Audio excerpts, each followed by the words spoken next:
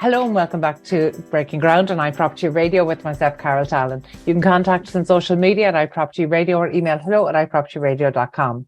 Joining us today is Paul Kirwan, Director at Global GCS Consulting. Paul, you're very welcome. Thank you for joining us today. Hey, Carol, how are you? Thanks for having me. I'm delighted. I'm delighted. So, Paul, you're going to be taking centre stage at the Project Controls event, which is a co-located event with the National Construction Summit that's happening at the Sports Centre in Blanchardstown on the 21st of March. So, tell us a little bit about Project Controls and tell us a little bit about Global GCS Consulting. What is Global GCS Consulting?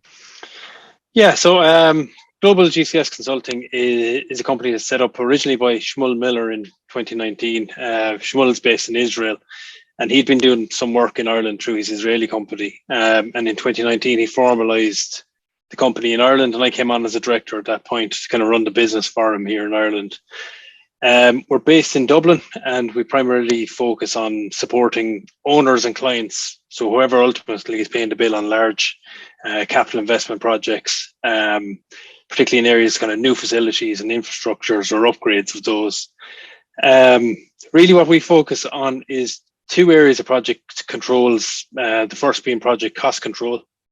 And really we're all about putting into processes, controls and reporting to help clients to understand how they're performing versus budget, and also get that forward-looking view of how the project is performing. So they know at the end of the project what roughly they're going to cost versus budget.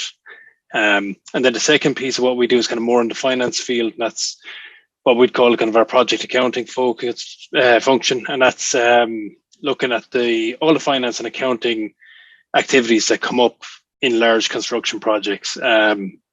Kind of the invoicing, admin type activities, but also then the more technical stuff around depreciation, capitalization of assets and write-off of assets. So that's really what we do. We're kind of really cost focused. From a project controls perspective, like what is project controls? Most people in construction are familiar with the project triangle. So of cost, scope and time. We kind of really focus on the cost element, as I said. But project controls is all about coordinating stakeholders to kind of manage those three areas of the project, be it cost, time and scope, and kind of always looking back and looking forward to understand how you're performing versus the baseline for the project. So from a schedule perspective, whether you're in terms of where you actually are at the project, are you behind schedule or ahead of schedule? And then looking forward to say, well, based on where we are now, what do we need to do to either get back on track, or if we're on time, continue doing what we're doing.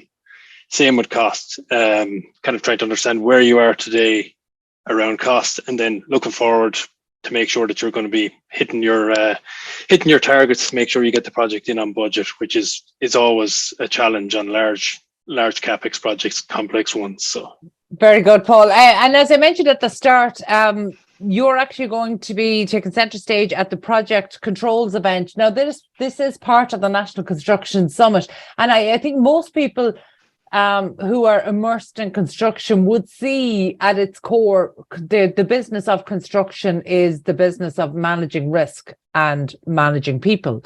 So, in terms of project controls, that's almost spawned a new sector of its own. How does that work? How does that sit in with the traditional construction project? Yeah, so I'd see project controls as kind of a strategic management layer that kind of sits as kind of a central function around all other stakeholders, be it your commercial and quantity surveyors, your design, your engineers, bringing all those people together to deliver controls around the project. So a big piece of it would be trying to take all that spread out data and combine it into information and reports that kind of the senior leaders of a project can use to make decisions. Be they, if you're showing that you're not performing to where you'd like to be in terms of budget, if you're looking at something like earned value to see how you're performing, that you'd then be able to take actions to actually get the project back on track from a cost perspective. So very yeah, good. yeah. Well, it occurs to me And even having been in this industry a decade and a half ago, when things were very, very uncertain, that there has just been this unprecedented coming together of factors for uncertainty, you know, whether starting with Brexit and then obviously the pandemic, and now we're seeing the ongoing war in Ukraine, that, you know, there are factors that are really derailing projects, irrespective of maybe some really good management. So actually, what are the current challenges that are impacting project controls right now? Well, there's all the obvious ones that you just mentioned, like COVID, supply chain issues. They're all impacting costs and schedule because it's getting harder and more expensive to get materials or equipment into the country. But I think one of the other big challenges is just around probably two things, actually. So talent is one. There is a limited amount of project controls talent in Ireland. Probably it's a function of project controls being quite a new phenomenon within construction. And also obviously the recession from 2008 and 9-10. A lot of people fell out of construction, went abroad, etc. So cost engineers, controllers, planners, schedulers, all those people are very difficult to find. And then the second piece of it, I think, is just around poor availability of data.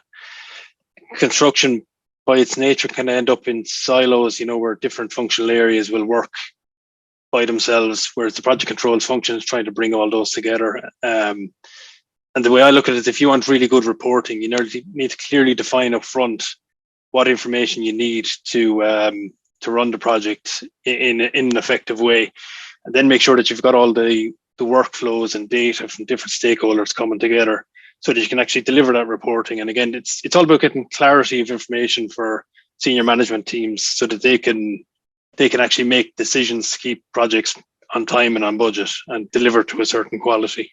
And that absolutely makes sense. Just, can you explain maybe how that's different to the role of a consultant QS? So the way I'd look at the QS versus project controls is the QS, I would think, has a far more commercial focus in terms of agreeing rates and agreeing quantities and those kind of things. Whereas someone like ourselves, what we do is take all the information coming from QS schedulers, designers and PMs and combine it into one kind of cohesive picture. I think the QS is a very important feature within project controls, but the project controls team would have a wider scope than a QS would have in this case. But on smaller projects, the QS probably does fulfill 90% of the project controls type of function. But on the larger ones, you probably need a distinct team that's kind of bringing everything together for you. Yeah, no, and I understand, you know, with some of the larger projects, we could just see the complexities are such that there has to be that central point. You know, you described it very nicely, almost as a layer of strategic consulting that sits. So just maybe to help people within the industry who aren't familiar to understand, who would be your typical clients, or what would be your profile of clients? Typically, we would work with kind of larger companies who are spending. So a requirement for someone like us is needed on projects that are kind of in excess of 100 million. So you're talking very large kind of pharmaceutical investments, data centers, advanced technology, renewables, big infrastructure projects. They're the types of projects that would require that kind of bespoke kind of niche project controls support that companies like ourselves would need. And I suppose looking at project controls in general, once you get to that scale of project where it's 100 million plus, that's when you need to start having a project controls function in there, because there's so much data and so much complexity in that size of a project that you need someone there to kind of keep manners on the whole thing and put a bit of structure in place that you can keep track of what's actually going on in the project. Yeah, you touched on it earlier in one of your early answers, but you know, a lot of this comes down to data. And while we know there have been huge advancements in construction, it is still criticized as an industry that's been quite slow to adapt. And I think one of the things we've seen across other industries at early stages of all manners of digitalization is that there is first this collection of a lot of data before there's really an application before, there's an ability to draw insights. So just based on maybe your own project experience, where does the Irish construction industry sit in that, in terms of collecting data and actually using that to good value? I think it varies. I think it varies on from project to project. I think it depends on the time people have coming into a project. I think if you can get in early in a project and kind of set up these structures up front, you can create quite good data environments so that you can have good reporting. But I find sometimes what happens on projects is that everyone's in a rush to get a project started, and the project is up and running before we actually try and implement the controls and processes around managing data. And once that gets away from you, it's very, very difficult to kind of catch up and kind of put in data structures that allows you to report well. So I think it's probably not an Ireland specific kind of issue. I think it's a case of what the approach is to the project, where you've kind of got a bit of time up front to plan on how the project is going to work, or whether it's a kind of the project's up and running. Now you need to implement project controls. And when that happens, it's quite difficult to kind of to get ahead of it once the project is up and running. Yeah, and look, that makes absolute sense. So I would imagine if I was to ask you the best time to engage yourselves or somebody like you would obviously be at an early stage, but is that typical, or when do you typically get brought into projects? I would say, yeah, the early engagement thing is key for project controls. And I think it's like, we're obviously more on the cost side of things. So if we're able to sit down up front with an estimating team and kind of define how you're going to want to manage the project in the future, it's great because you can actually set out things. I was looking at some data recently that showed that like 60% of the reason for cost overruns was down to poor scope definition and poor estimation at the start of the project. So these are the kind of things that, if there's time taken up front to understand the scope and to spend enough time estimating the project, you're more likely to deliver that project on budget. So the earlier someone can get in there and kind of implement that controls environment and that structure, that you're going to be able to report on the project, and the overall project structure, it's critical, to be honest, to make sure that you're setting yourself up for success. It doesn't surprise me that poor scope and poor estimating would be one of the primary drivers of cost overruns. 60% seems, that's a very large figure, but it doesn't surprise me that the poor scope is certainly one of the issues. But does that point to maybe some challenges with procurement? Are there some institutional challenges with procurement in Ireland? Yeah, I think it's a case of trying to have the leadership there to clearly define what people are looking to build up front. There's obvious examples that everyone knows in the media. Something like Children's Hospital, that there was a number put out there into the media, which what ends up being built is a totally different project to what was initially kind of scoped, and kind of a really high level scope used to give a number out into the public. But what ends up actually being built is a totally different thing. So I think budgets quite often are as much about a communication with stakeholders as they are about numbers. I think if you're able to kind of go, well, we believe this project's going to cost X, but it's based on a total high level scope and it's kind of plus or minus 50%. That kind of communication needs to be put in up front, because once people hear a number, that's all they think it's going to cost. And whether the scope of the project is 2 or 3 times bigger than what this number was based on, people kind of forget about that, and they just kind of look at it one number versus the other. So scope definition is critical, I think, more than anything else, for me. Yeah. And that absolutely makes sense. And I suppose the example you gave there is one that is a bit of a political hot potato as well. And I think that once there's politics involved, then you've got vested interests that pull in the directions all manner of directions except possibly towards successful delivery of a project. So, I fully appreciate that those kind of examples are generally not helpful. But in terms of project controls, for people who are interested, what's happening at the event on the 21st in Blanchardstown? Yeah, so we have a pretty much a half-day schedule in place. I'll give you an idea of the agenda. We've got David Egan from WePlan, and David is really focused on the digital construction side of things from a planning perspective.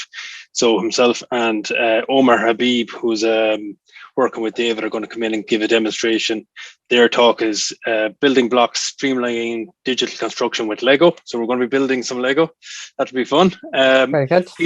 Peter Brady is going to join us from Invoice Fair, and he's going to talk around funding construction projects.